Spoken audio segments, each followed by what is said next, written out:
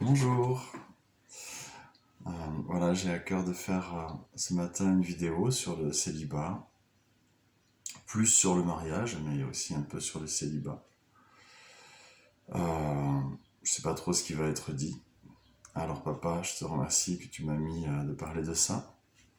Et je te remercie aussi que tu me guides dans ce que tu veux que je dise, que ton Esprit Saint nous apporte ce matin la nourriture que tu veux nous donner pour nous faire grandir à la stature de Christ, pour que nous ayons les sentiments qui étaient et qui sont toujours en toi, Yeshua, et que ton Esprit Saint nous rappelle tout ce que tu as, tout ce que tu as dit, tout ce que tu veux enseigner, tout ce qui est dans ton cœur sur ce sujet. Amen. Tout d'abord, je voudrais dire que si quelqu'un est dans le célibat, homme ou femme, c'est parfois une situation très difficile. Ne cherche pas à te marier pour te marier. Ne cherche pas à te marier pour fuir cette situation. Je pense que ça serait la pire chose que tu pourrais faire. Parce que tu vas tomber sur quelqu'un qui cherche à faire la même chose. Alors, vous serez plus seul, mais vous ne serez pas préparé. Le mieux, c'est de se préparer avec Saint-Esprit, de se préparer avec Jésus, de se préparer avec Papa. Bibliquement, de chercher ce qu'il veut pour un homme, pour une femme, ce qu'il veut pour toi, et de façon à pouvoir apporter ça dans ton mariage. Parce que si tu veux apporter, je dirais plutôt si tu ne réfléchis pas à ce que tu veux apporter dans ton mariage, qui doit être quelque chose de glorieux pour Jésus, si tu ne réfléchis pas à ça, alors ce que tu vas apporter, ça sera ton besoin de pas être seul en fait. Ça sera juste tes besoins à toi que tu vas apporter dans ton mariage. Et tu vas pas apporter quelque chose qui va combler l'autre. Alors c'est pas à toi de combler l'autre, mais c'est à Jésus de mettre des choses en toi, et à travers toi, il va combler les choses dont l'autre a besoin. Tu vois, c'est pas toi qui apporte, mais c'est Jésus qui met en toi pour apporter au travers de toi. Et l'autre va recevoir des choses aussi. Et cette personne va t'apporter ces choses. Enfin, c'est Jésus qui va t'apporter ce dont tu as besoin à travers cette personne. C'est comme ça que Jésus fonctionne. Jésus, en fait, il vit en nous par Saint-Esprit. Il vit en nous par Saint-Esprit. Et il veut. Il pourrait faire les choses directement avec les uns les autres. Il pourrait directement parler à quelqu'un pour que la personne elle vienne à lui. Il le fait dans des pays musulmans où parler de lui est interdit, où il ne peut pas y avoir de la Bible parce que c'est interdit. Ou d'autres pays, on parle toujours des pays musulmans, je ne veux pas stigmatiser, mais il a choisi de faire au travers de nous. Il a choisi de faire au travers de nous. Alors acceptons cela. Acceptons que il veut nous remplir pour apporter des choses à une autre personne. Laissons-nous remplir de sa présence, des dons de son esprit et du fruit de son esprit. Premièrement, ce qu'il faut regarder, c'est pour toi. Déjà pour toi. Occupe-toi de ta relation avec Jésus. Avant d'apporter Ève à Adam, et c'est Papa qui a amené Ève à Adam. C'est pas il a créé Ève et puis il a laissé Ève aller toute seule se choisir Adam ou quelqu'un d'autre. Non. C'est Papa qui a créé Ève, oui, à partir d'Adam, Donc, il a créé Ève et il l'a amenée à Adam. Alors on dit Ève, Adam, c'est des prénoms. C'est pas des prénoms, c'est des représentations, on va pas rentrer là-dedans, mais en tout cas, il a amené la femme vers le mari. Comme le père, dans un mariage, amène sa femme, sa fille à son mari. La tradition, je pense, vient de là. Je ne sais pas, je pense. C'est-à-dire que comprends que quand papa t'amène ton épouse, il te confie sa fille, il te confie sa princesse, il te confie la prunelle de ses yeux. Alors tu peux pas arriver comme ça, en mode allez, wesh, on va voir ce qui se passe, quoi. Allez, YOLO, quoi. Tu peux pas arriver comme ça. C'est une princesse. Et toi, tu es un prince. Tu es son fils. Elle doit aussi en prendre conscience. D'abord, quand tu regardes ce qui s'est passé dans le jardin d'Éden, l'Éternel a donné à l'homme un travail. Il l'a créé. Il lui a donné un travail. S'occuper du jardin. S'occuper des animaux, de sa création. C'est-à-dire que il a amené Ève en lui disant ensuite, voici, selon les traductions, ton vis-à-vis, ton aide. Mais si tu n'as rien à faire, elle va t'aider à faire quoi? À quoi va-t-elle t'aider? C'est pour ça que il est important que tu sois un homme, que tu sois une femme, que tu aies une fonction dans le royaume des cieux. Et tu as une fonction. Papa ne te laisse pas sans fonction. Mais parfois, on ne croit pas que ces choses-là sont importantes. On n'a pas été enseigné sur le fait que ces choses-là sont importantes. Notre attention n'a pas été attirée par nos enseignants, nos dirigeants spirituels, sur le fait que c'est important, c'est nécessaire, que c'est ce que papa veut, nous donner une fonction. Je ne te parle pas de ton travail. Tu peux avoir une fonction qui est en lien avec ton travail, tu vois. Par exemple, ta fonction, ça peut être de t'occuper des jeunes, des ados, par exemple, et ou des animaux. Et si c'est auprès des jeunes, ta fonction, peut-être que papa te conduira dans un travail en tant que professeur, éducateur spécialisé, je ne sais pas. Si ta fonction c'est de t'occuper des animaux, peut-être que il te fera trouver un travail en tant que vétérinaire, je ne sais pas quoi d'autre. Hein. Bon, en tous les cas, dans le royaume de Dieu, tu as une fonction. Généralement, oui, ça peut pas être trop s'occuper des animaux, mais ça peut être s'occuper, voilà, parce que les animaux seront transformés aussi hein, dans le royaume quand Jésus reviendra, qui va établir son royaume sur la terre.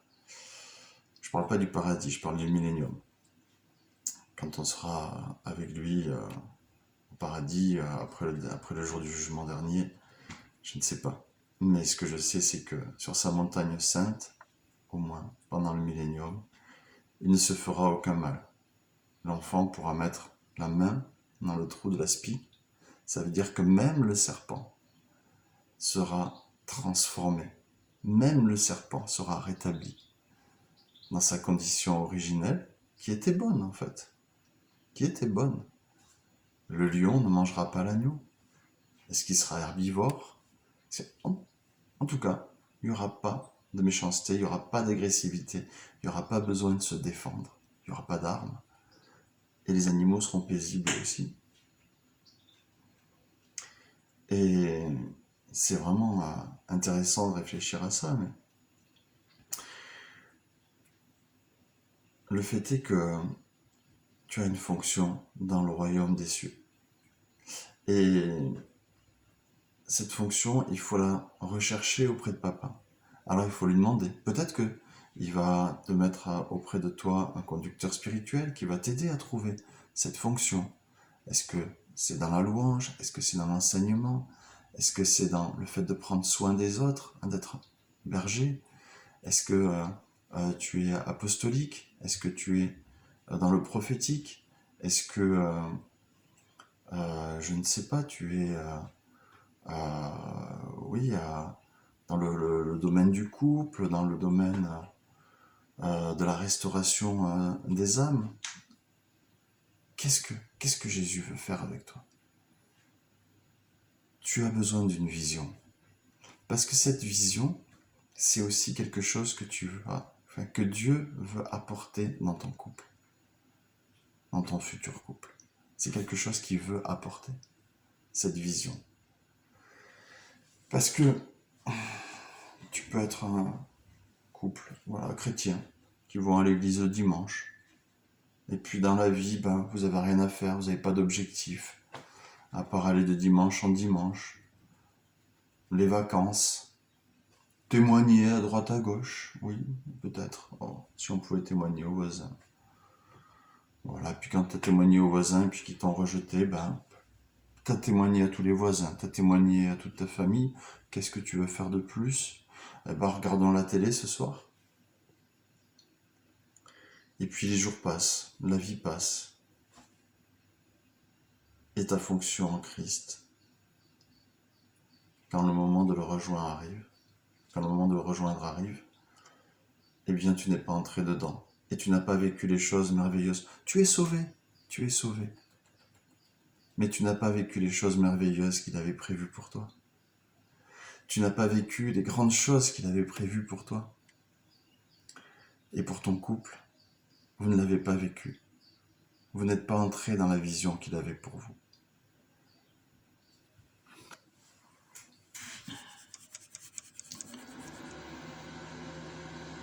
Je voulais lire aussi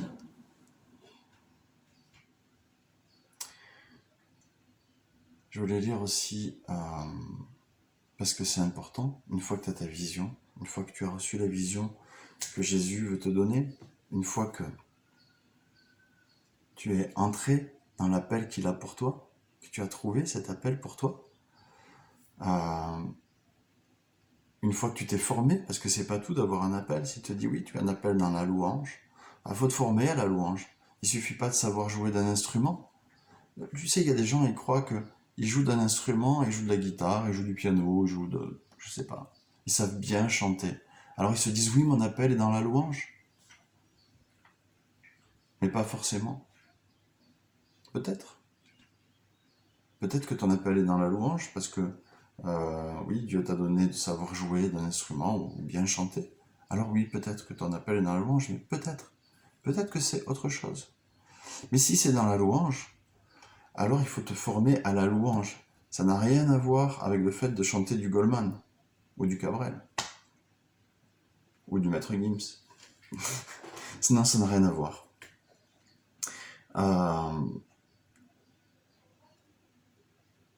Il faut te former. Ce que c'est que amener une assemblée dans la louange. Qu'est-ce que c'est que vivre la louange? Qu'est-ce que c'est que la louange prophétique? Qu'est-ce que c'est que d'amener les gens dans un temps de combat spirituel à travers la louange? Qu'est-ce que c'est que l'adoration? Qu'est-ce que c'est que d'amener les gens, les frères et sœurs, dans un temps d'adoration? Comment est-ce que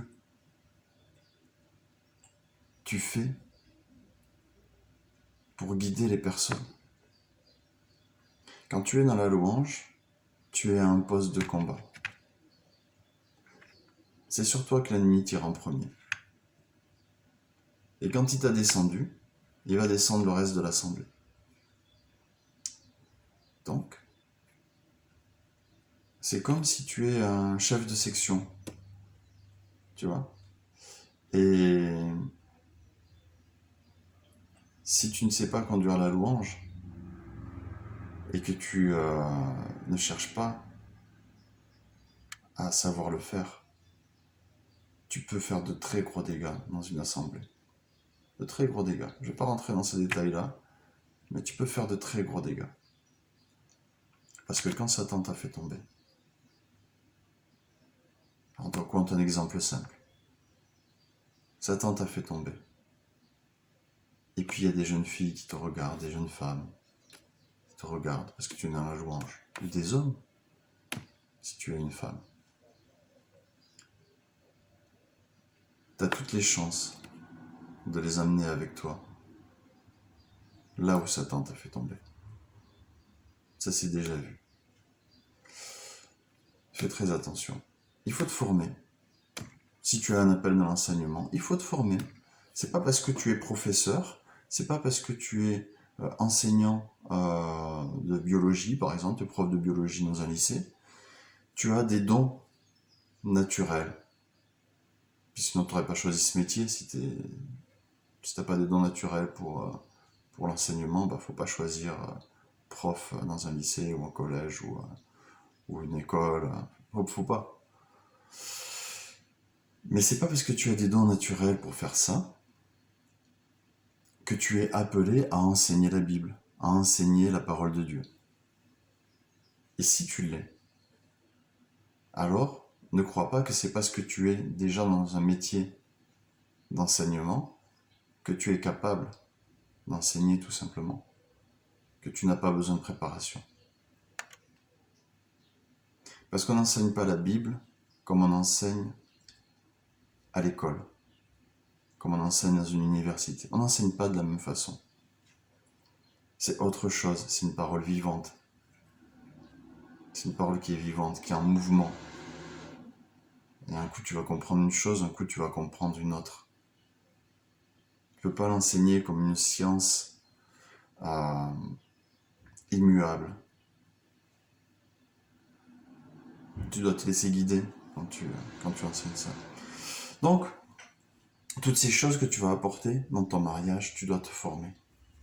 Tu dois te former. Et quand tu vas te marier, tu vas te rendre compte que, je suis appelé dans la louange et papa m'a donné sa princesse qui est pianiste. Oui, c'est ce qui s'est passé pour moi. Et pour Gladys, elle savait même pas. Euh, elle savait même pas à quel point papa pouvait l'utiliser dans ce domaine-là. Et puis, dans le domaine de l'enseignement et dans le domaine de l'évangélisation.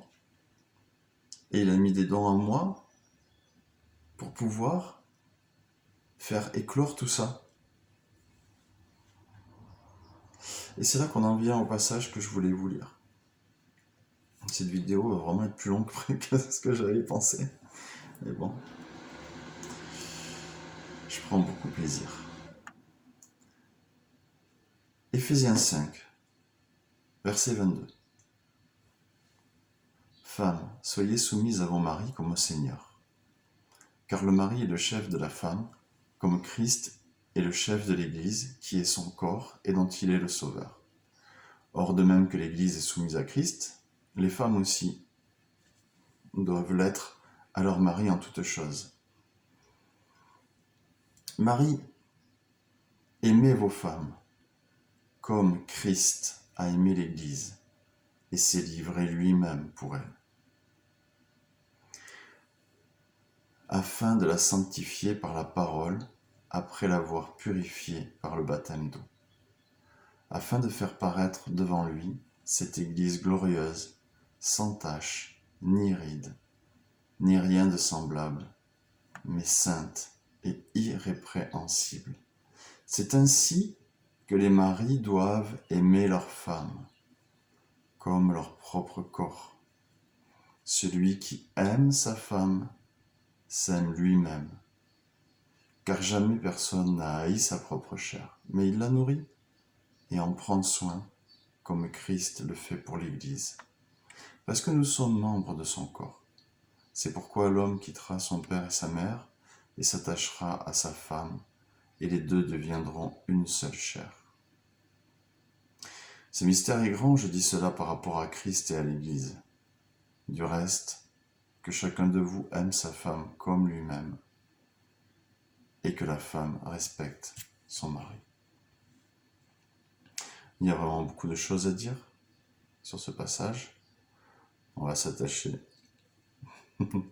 à certaines choses.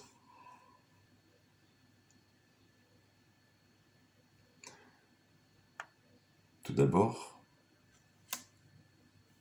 on ne va pas esquiver le passage qui dit « Car le mari est le chef de la femme, comme Christ est le chef de l'Église. »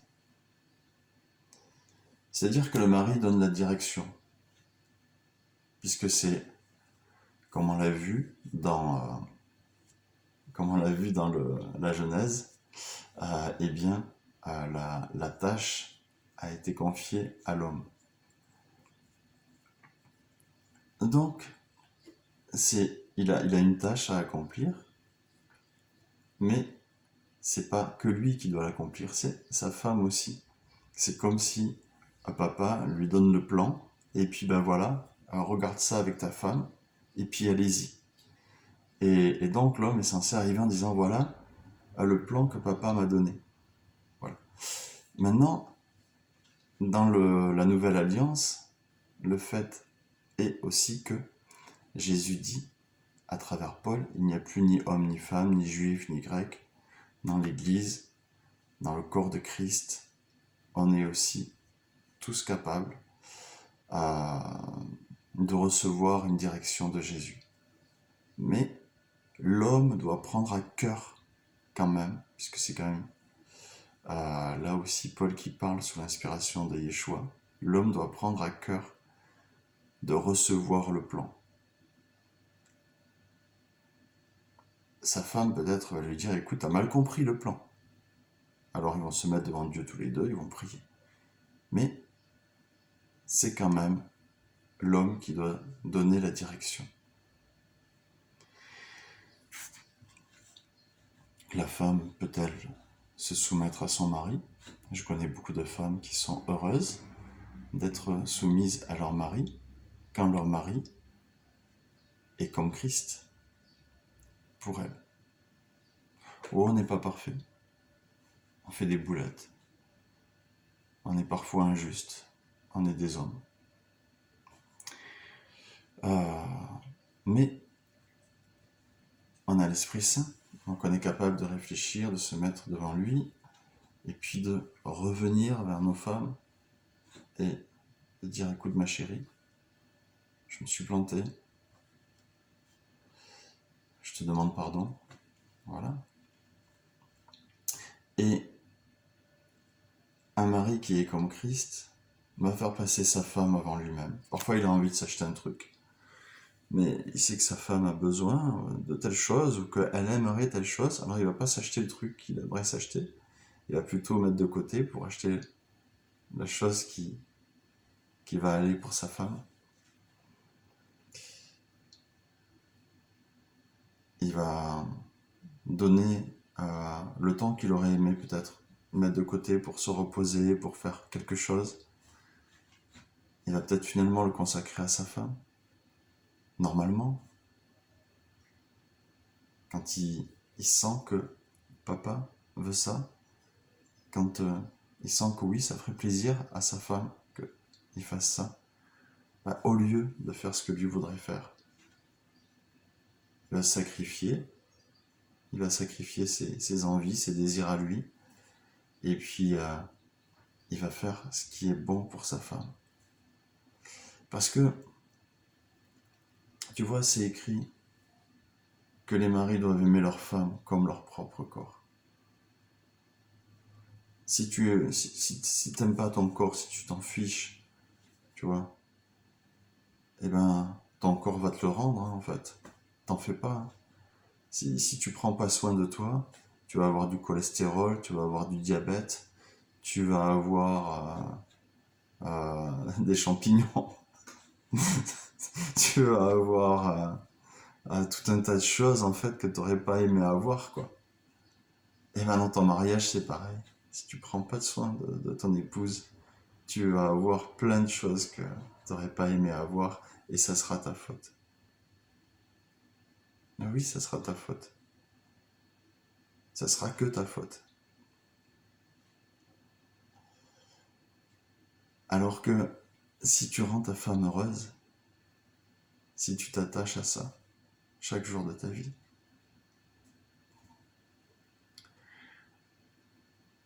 elle te rendra heureux aussi. Alors oui, c'est Jésus qui nous rend heureux. Mais c'est Jésus qui nous rend heureux aussi en passant par l'autre. Il nous fait du bien en passant par l'autre. Je suis heureux avec ma femme. Oui, parce qu'on a Jésus. Si on n'avait pas Jésus ni l'un ni l'autre, je ne sais pas. Je sais pas. J'aurais un caractère tellement spécial. Je me connais. Je me connais. Avant d'être avec Jésus, j'avais un caractère tellement spécial. Ça n'aurait pas été possible pour elle. Ah non.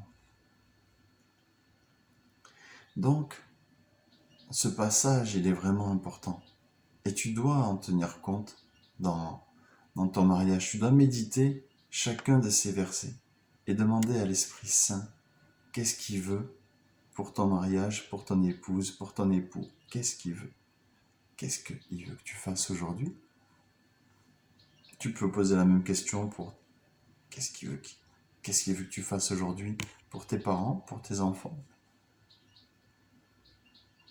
Mais on reste sur le mariage. Donc je prie que tu reçoives une révélation par rapport à tout ça. Tu vois, par exemple, l'Esprit Saint m'a révélé de faire un Shabbat.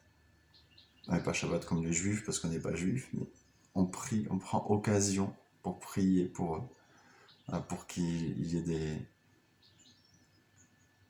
des ouvriers qui aillent vers tous les Juifs, tous les Israéliens, qui leur témoignent. On prie pour ça.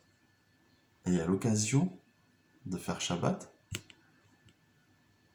Saint-Esprit m'a mis à cœur, puisque les hommes juifs, au jour de Shabbat, lisent la femme vertueuse, le passage de la femme vertueuse à leur femme.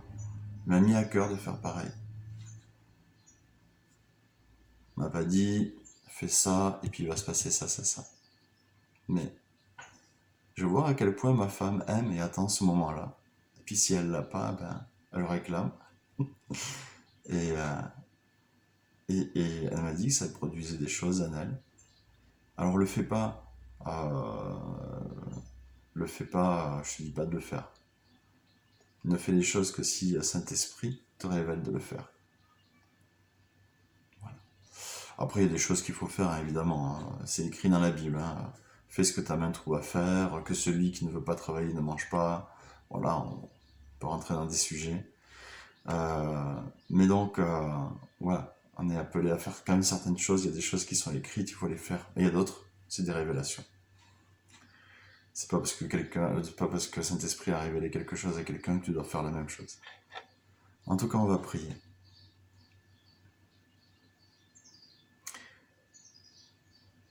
Papounet, je te remercie que tu es un bon Père. Tu es notre Roi, tout-puissant. Et tu nous as donné des choses que tu aimerais qu'on fasse, dans lesquelles tu veux nous faire entrer. Des appels, des services, une fonction dans ton royaume. Et je te prie que chacun puisse connaître cette fonction dans ton royaume. Je te prie que ton fils, ta fille qui écoute cette vidéo puisse recevoir de toi cette fonction que tu as pour lui. Qu'il puisse entrer dedans, se former, se consacrer à toi, se laisser guider dans ta présence chaque jour de sa vie et prendre vraiment le temps de se laisser fonder en toi, de fonder sa relation avec toi, de se concentrer sur ça. Et je te prie que tu amènes à ton fils, ta fille, qui est ton prince, ta princesse, l'époux, l'épouse, le prince, la princesse que tu as prévu pour lui, pour elle. Et je te prie que tu les aides, tu les pousses, tu les éclaires pour parler ensemble, apprendre à se connaître.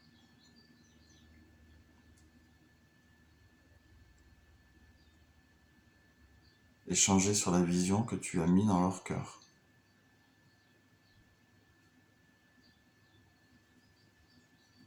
Se mettre d'accord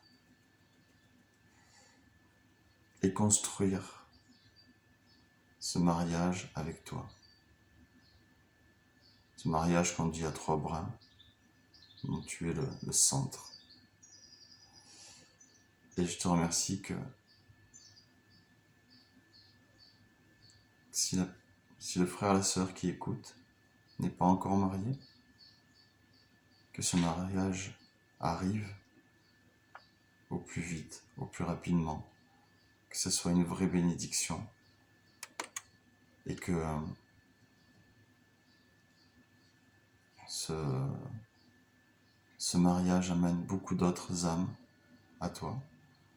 Et je te fais la prière aussi pour les couples déjà mariés, que tu les bénisses, et s'ils sont mariés sans avoir de vision, que tu les éclaires, que tu les guides dans des temps de prière pour rechercher la vision que tu as pour ce couple, leur fonction, comment ils se complètent dans ton royaume, et que tu les guides aussi pour le salut des âmes. Amen. Soyez bénis.